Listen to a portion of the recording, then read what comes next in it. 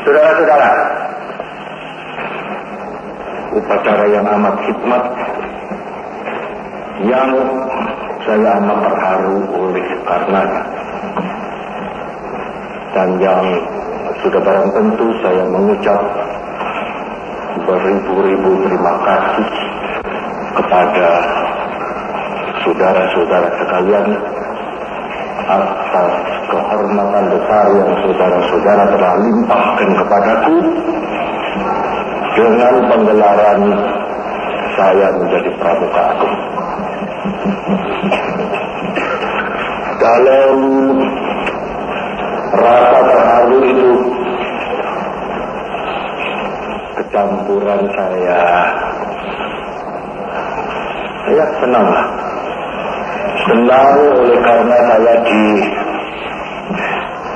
digarap oleh kawan-kawan saya sendiri.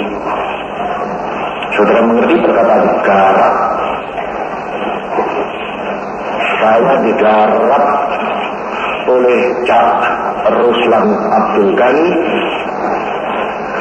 dan saya digarap oleh Mas Haji Mulyadi Joyomartono.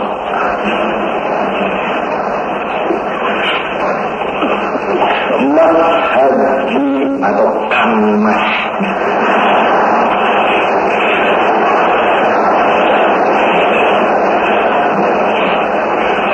Haji Mulyadi Joyomartono ya sebetulnya tidak menggarap, tetapi mau mengagungkan saya pula dengan memberi nama kepada saya, bukan saja Haji kok, tapi juga disebut Ahmad Soekarno. Kapan saya ini dapat nama Ahmad?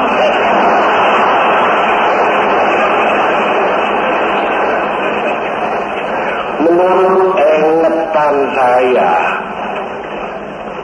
bapak almarhum saya, ibu almarhum saya memberi nama kepada saya cuma Soekarno tok.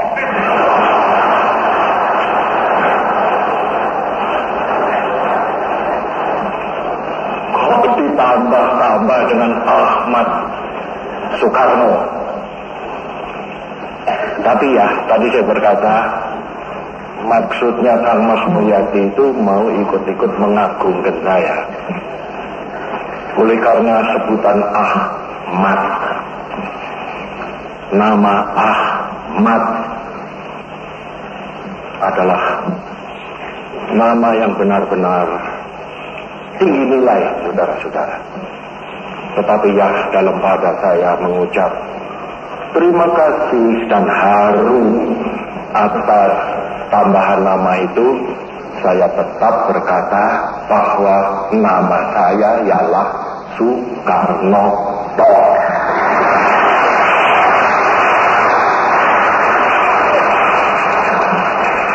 Kadang-kadang disebut Pak Karno, kadang-kadang disebut Bung Karno, apalagi kalau pramuka-pramuki ini yang menyebutkan aku Bung Karno.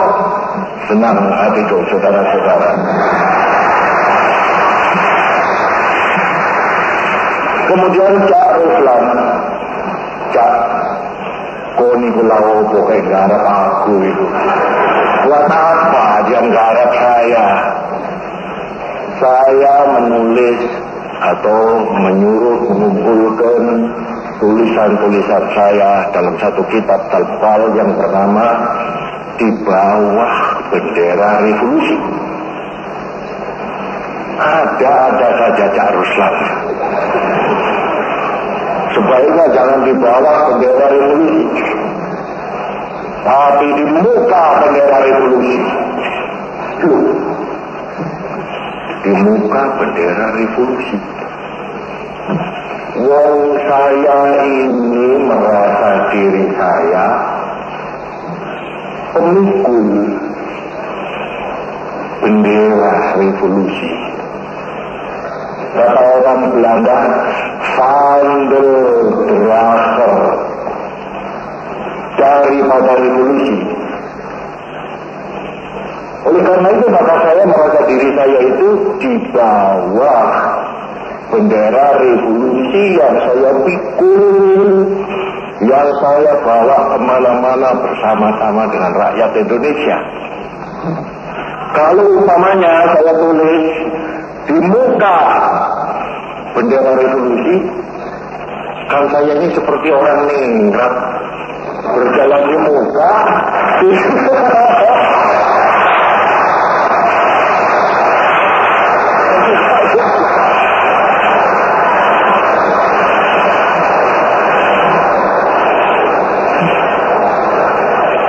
Berjalan di muka, lalu di belakangnya itu ada orang yang bawa payung.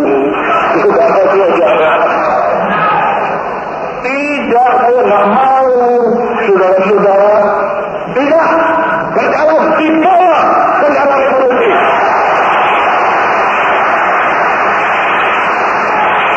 Membawa andil revolusi, membawa obor revolusi, bersama-sama dengan rakyat selama Indonesia. Cak Ruslan aja gelo. Kon garap aku sampean tak garap.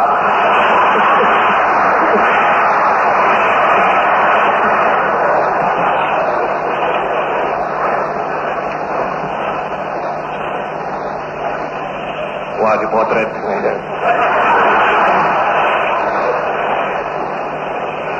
Ini wartawan dari Amerika, saudara-saudara.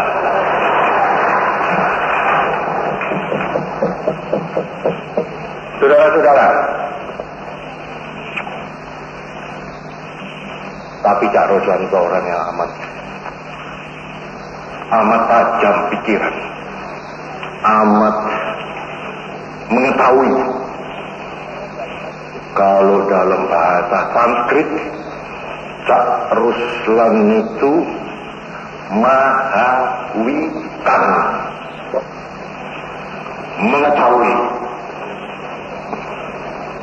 Yaitu tatkala Cak Ruslan berkata bahwa sesuai dengan perkataan saudara Soekarno, Sumpah Pemuda yang diucapkan oleh pemuda pada tanggal 28 Oktober 1928 bukanlah hasil daripada semedi di bawah pohon Kamboja sambil membakar kemenyan,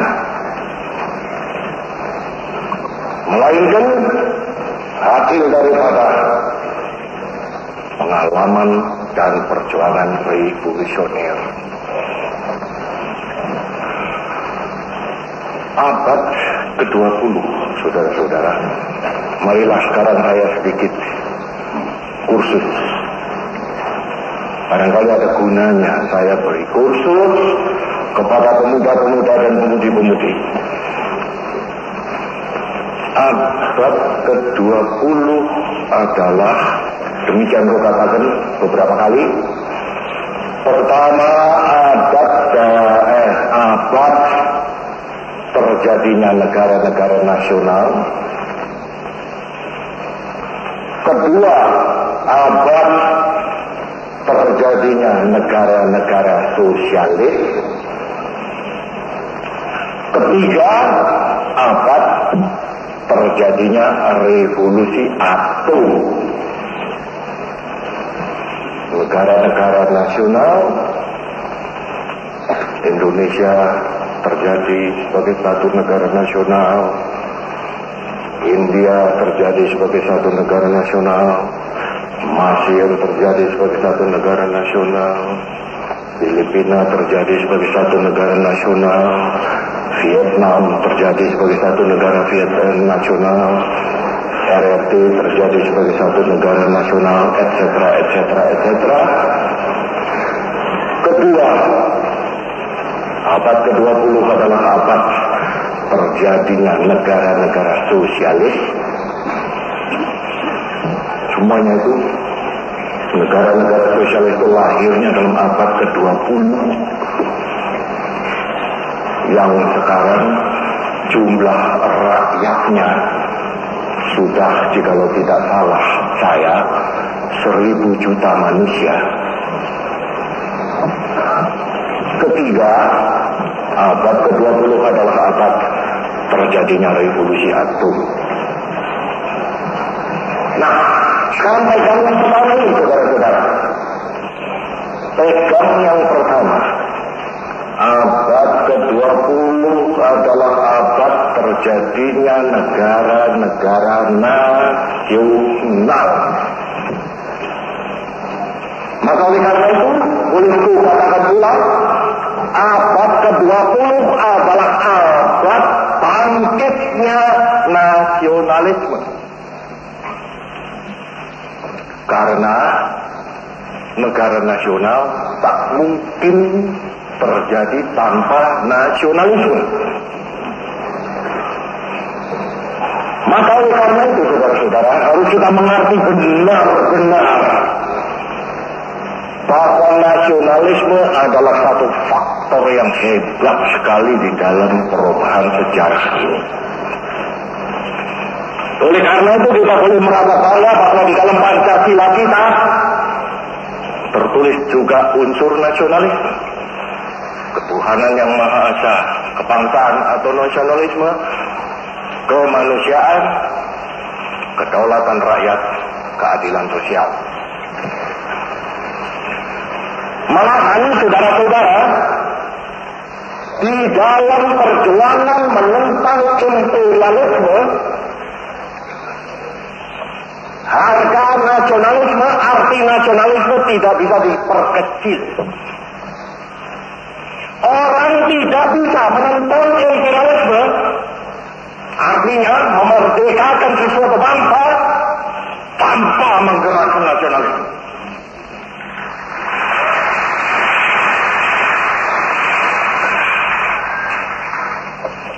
Saya berkata ini oleh karena saya di waktu yang akhir-akhir ini sering melihat satu salah pengertian. Salah pengertian di mana? Di kalangan kawan-kawan kita sendiri di negara-negara sosialis. Ya, di kalangan kawan-kawan kita sendiri di kalangan negara sosialis. Yang kadang-kadang memperkecil arti nasionalisme. Kalau kita mengadakan KWAA, ada yang menuduh, loh kok AA-an, kok AA-an, kok AA-an. Kalau mengadakan AAisme katanya, itu memecah solidaritas internasional. Kalau kita mengadakan KBAA juga, loh kok lagi AA?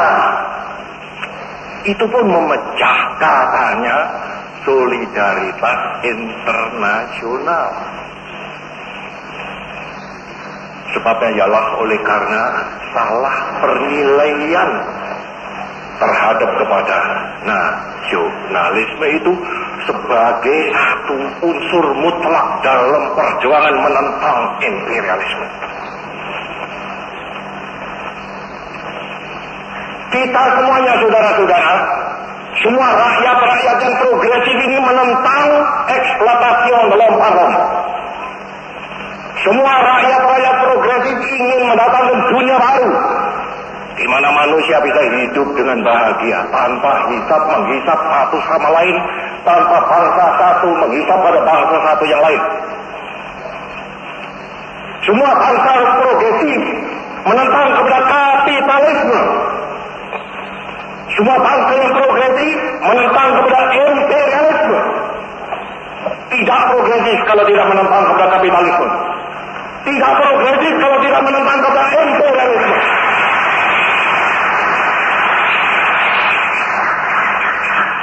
Maka oleh karena itu misalnya kita berkata, kalau ia berkata bahwa ia progresif, tetapi dia tidak menentang kepada imperialisme atau kolonialisme, bohong sama sekali ucapan yang demikian itu, saudara-saudara.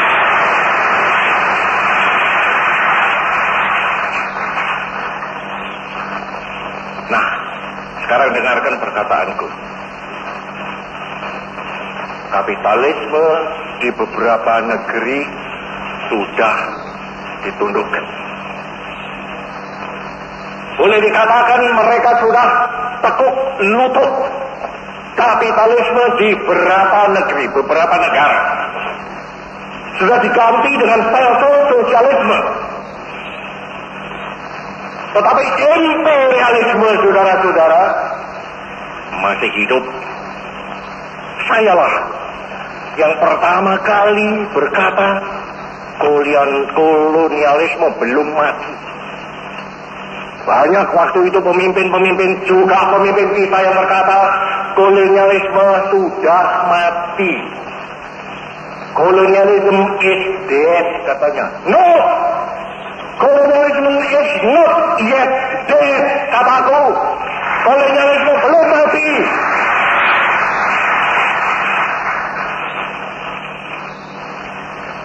Saya berkata, mungkin kita harus berkata, imperialism, kolonialism is dying. Bukan dead, tetapi dying. Sedang sekarat mati. Tetapi belum mati.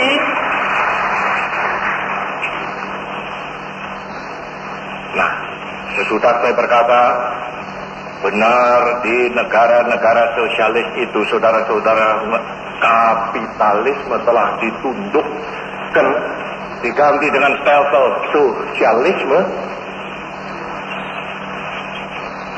Saya berkata, imperialisme belum mati, kolonialisme belum mati, penjajahan belum mati. Dan saya berkata dan bertanya, perjuangan menentang kolonialisme dan imperialisme itu di mana sekarang ini dijalankan? Di mana? Terutama sekali di mana? Terutama sekali, saudara-saudara, di negara-negara atau negeri-negeri Asia, Afrika, Latin Amerika.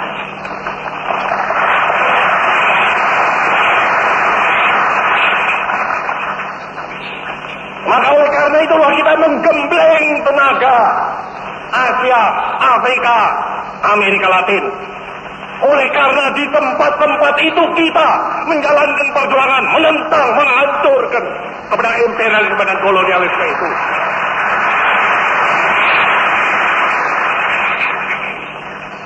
Sorry, saya berkata, perjuangan aktif menentang kepada imperialisme terutama sekali sekarang ini dijalankan di Asia dan Afrika dan Amerika Latin.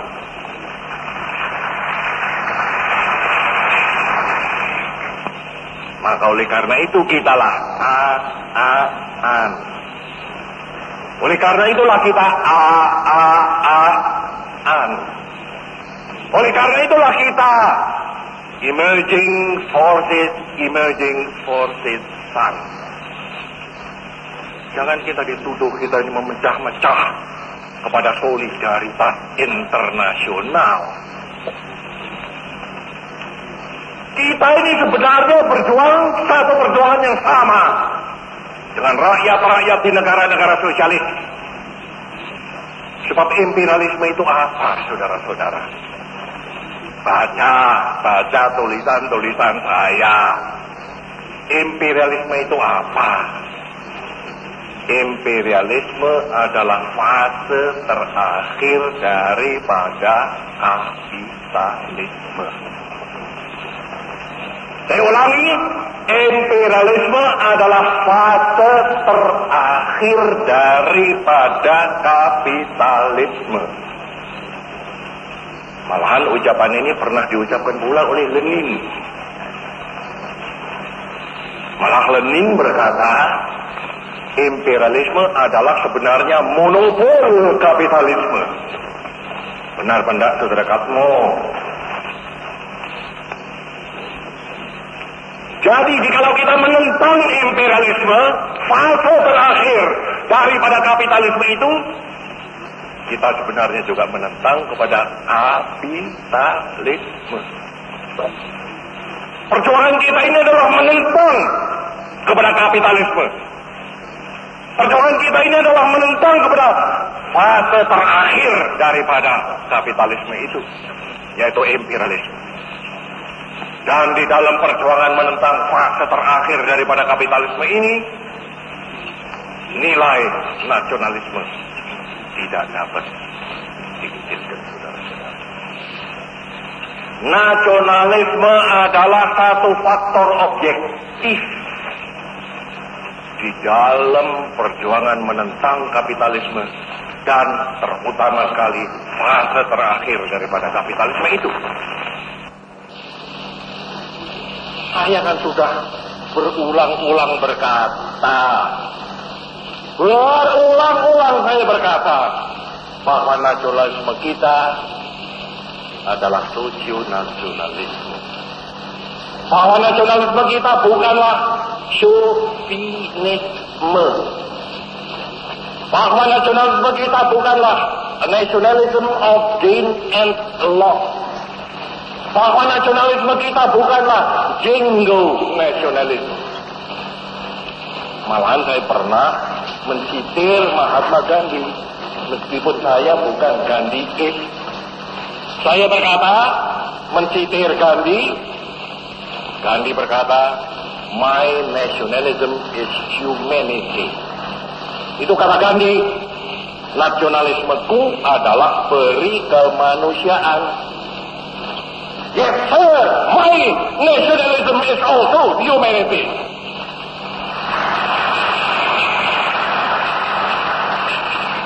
Malah ini adalah kerangkaian nomor 3 daripada revolusi Indonesia. Malah ini adalah unsur ketiga daripada Pancasila. Ketuhanan yang Maha Esa, 1. Kebangsaan, 2. Peri kemanusiaan, 3, saudara-saudara. Saya akan selalu berulang-ulang berkata bahwa perjuangan bangsa Indonesia, bahwa revolusi Indonesia ini adalah kongruen dengan the social conscience of man. Saya tidak berkata bahwa revolusi Indonesia itu adalah kongruen dengan social conscience of the Indonesian, atau social conscience of the African, atau kongruen dengan the social conscience of the Latin American, atau kongruen dengan the social conscience of the Asian. Tidak. Saya berkata revolusi Indonesia adalah kongruen dengan the social conscience of man. 1, peri kemanusiaan itu, saudara-saudara. Bukan 2, bukan 3. Demikian pula jika kita mengadakan Ganevo, bukan itu adalah meruncing-runcing rasa keaaan, atau rasa keaaan, atau rasa hanya daripada the new emerging forces saja, tetapi tak lain tak bukan sebenarnya ialah untuk kejayaan daripada perjuangan seluruh kemanusiaan di seluruh muka bumi ini, saudara-saudara.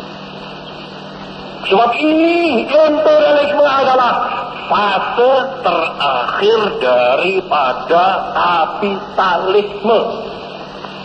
Dan di dalam menundukkan fase terakhir daripada kapitalisme ini, saudara-saudara, harga, kataku sekali lagi, daripada nasionalisme tidak bisa dinilai kecil.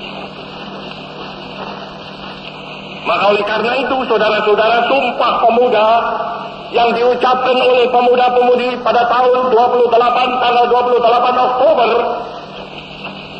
adalah tepat sekali dikatakan oleh Cak Ruslan dan Saudara Soekarno, bukan hasil daripada meditasi di bawah pohon Kamboja, Nedam kering penewiruk, saudara-saudara, tetapi adalah hasil daripada keyakinan dan pengalaman revolusioner. Tetapi ada juga perkataan Cak Ruslan yang benar mengenai api dan abu itu tadi, saudara-saudara. Dan ini akan kutandakan kepadamu sekalian, hei pemuda dan pemudi. Warisilah apinya, janganlah abunya. Ingat, Kapan aku pertama kali mengucapkan abu dan api, saudara-saudara? Tahun 28. Tatkala pemuda dan pemudi kita mengucapkan sumpah pemuda itu, aku menceritakan dengan meniru perkataan daripada seorang pemimpin besar Perancis yang bernama Jean Jaurès. Jean Jaurès. Jean-Jaurès. Jean-Jaurès.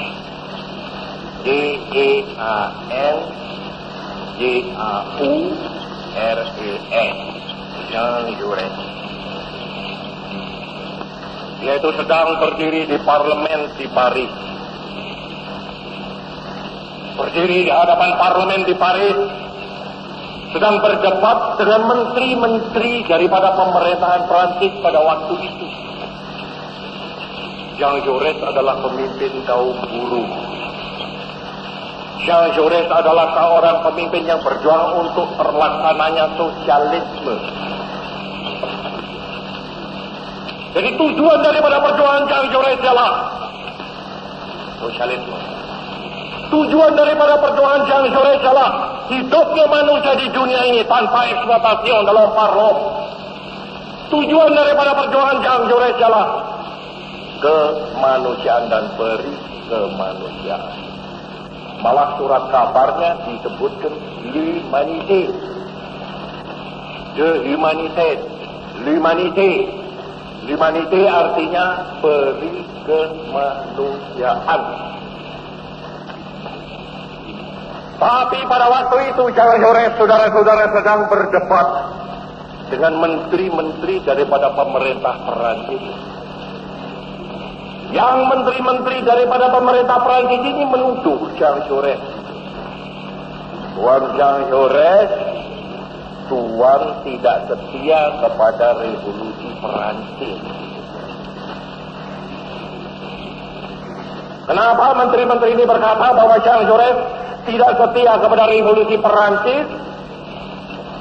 Kata menteri-menteri itu, ialah oleh karena menteri-menteri itu mengira bahwa tujuan daripada revolusi Perancis ialah mengadakan parlementer demokrasi.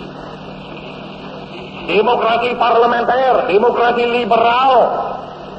Demokrasi yang tiap-tiap orang bisa dipilih dan memilih. Demokrasi parlementer yang tiap-tiap orang boleh bersuara tak mau-maunya. Sedang Jean Jaurès menurut menteri-menteri ini bukan setia kepada hal itu, tetapi malahan mau mengadakan sosialisme. Mau mengadakan perjuangan kelas yang hebat antara kaum buruh dan kaum kapitalis. Maka kepada semua pemuda dan pemudi Indonesia pun aku berkata, jangan mewarisi abu daripada sumpah pemuda. Jangan mewarisi abu itu, tetapi warisilah api daripada sumpah pemuda ini. Jikalau saudara-saudara sekadar hanya mewarisi abu, saudara akan puas dengan Indonesia sekarang sudah satu bahasa, sudah satu bangsa, sudah satu tanah air. Saudara-saudara akan puas. Saudara-saudara akan mengatakan bahwa perjuangan sudah selesai. Sebab apa yang disumpahkan oleh Sumpah Pemuda 28 Oktober 1928 sudah tercapai. Indonesia sudah bertanah air satu dari Sabang sampai ke Merauke.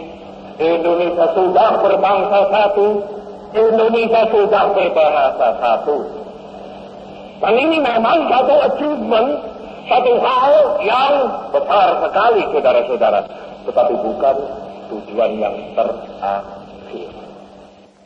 Aku tadi mulai pidato saya ini dengan mengatakan bahwa nasionalisme adalah unsur untuk menjalankan perjuangan. Bahwa nasionalisme sebenarnya adalah sekadar satu alat, saudara-saudara. Meskipun satu alat yang mutlak perlu. Satu alat yang bisa menjadi dasar dan satu alat yang memang adalah dasar pula. Tidak ada satu bangsa bisa berdiri tanpa nasionalisme. Ya, ada saudara-saudara orang yang salah wesel mengira bahwa nasionalisme kita adalah nasionalisme yang sempit. Tapi kita akan berulang-ulang berkata, mutiara yang digali di dalam Pancasila itu membangun dan menghasilkan satu mutiara nasionalisme yang bukan nasionalisme yang sempit, bukan jingo nasionalisme, bukan chauvinisme, bukan nasionalisme of king and law. Kita pun tidak akan berkata, hai Asia, Asia ibar Allah. Kita pun tidak akan berkata, hai Asia Afrika, Asia Afrika ibar Allah. Tidak. Kita mempersatukan nasionalisme Asia Afrika agar supaya perjuangan kita menentang imperialisme fase terakhir daripada kapitalisme ini bisa berhasil dengan sehebat-hebatnya. Pemuda dan pemudi, demikianlah peringatanku kepadamu sesuai dengan apa yang diperingatkan oleh Cak Ruslan Abdul Ghani tadi. Dan ada lagi satu peringatanku kepadamu, pemuda dan pemudi, sumbangkan segalamu kepada revolusi Indonesia ini. Sumbangkan segalamu. Sebagaimana yang tempo hari aku berkata, Ibu Pratiwi mempunyai konde yang harus kita hias dengan bunga-bunga, kataku. Engkau harus menyumbang bunga kepada konde daripada Ibu Pertiwi ini. Engkau bisa menyumbang apa? Bisa menyumbang melati, berilah melati, kataku. Engkau bisa menyumbang apa? Bisa menyumbang mawar, belilah mawar kepada Ibu Pratiwi. Engkau bisa menyumbang apa? Bisa menyumbang melur kepada Ibu Pratiwi, berilah melur kepada Ibu Pertiwi. Engkau bisa menyumbang apa? Engkau bisa menyumbang bunga cempaka kepada Ibu Pratiwi, berilah cempaka kepada Ibu Pratiwi. Engkau sukatmu bisa memberi bunga apa? Engkau bisa menyumbang bunga Kamboja kepada Ibu Pratiwi, sumbanglah kembang Kamboja kepada Ibu Pratiwi.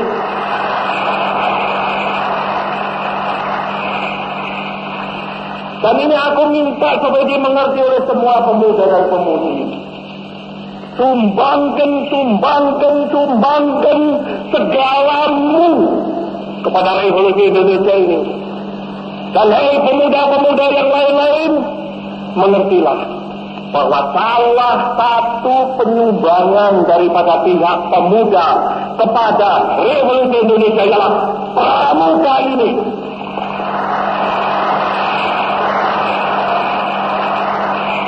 Saya telah berkata bahwa revolusi Indonesia adalah revolusi bukan saja menggempur, tetapi juga revolusi membangun. Dan agar supaya pemuda-pemuda bisa menyumbang kepada pembangunan dalam revolusi Indonesia ini, pramuka diadakan. Pramuka adalah sumbangan pemuda-pemudi Indonesia kepada revolusi Indonesia. Karena itu aku berbahagia sekali. Aku terharu, saudara-saudara, melihat di dalam gedung ini. Bukan saja pemuda-pemudi yang gagah-gagah, cantik-cantik di sebelah kiri. Aku melihat juga pemuda-pemudi pramuka, gagah-gagah dan cantik-cantik di sebelah kanan, saudara-saudara. Bersatu padu di bawah naungan, sekali lagi, di bawah naungan bendera revolusi Indonesia.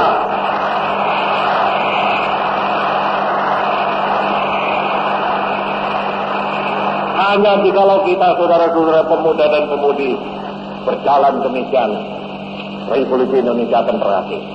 Ya, hei pemuda-pemudi, hei seluruh rakyat Indonesia, mari kita berjalan terus dengan alat, antara lain alat persatuan Indonesia. Satu bahasa, satu tanah air, satu bangsa Indonesia. Bersama-sama kita melanjutkan revolusi ini. Bersama-sama kita mensukseskan negeri ini.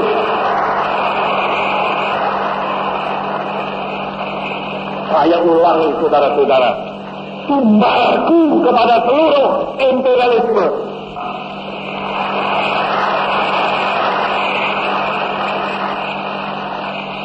Tahun 28 lagi, saudara-saudara.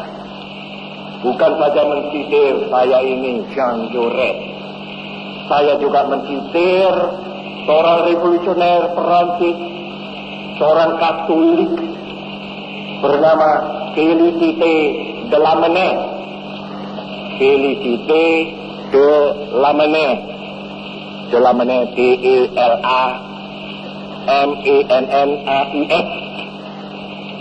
Félicité de Lamennais.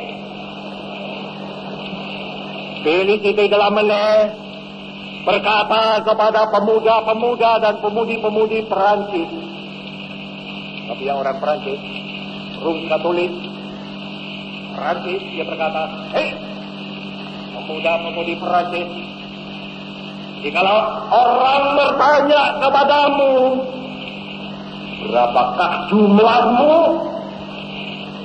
Willem Tetre. Hei, pemuda-pemudi Perancis, berapa jumlahmu? Félicité de Lamennais berkata, jawablah, kami hanya satu.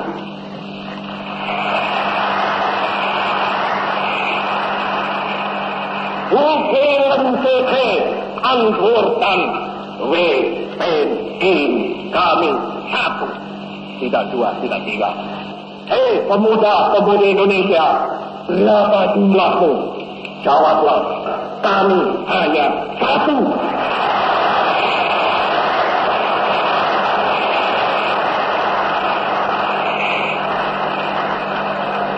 Sekian, saudara-saudara, amanat saya. Terima kasih. Sudah, silakan Paduka Yang Mulia Presiden Panglima Tertinggi yang benar bahwa bangsa Indonesia hanya satu. Saudara pendengar.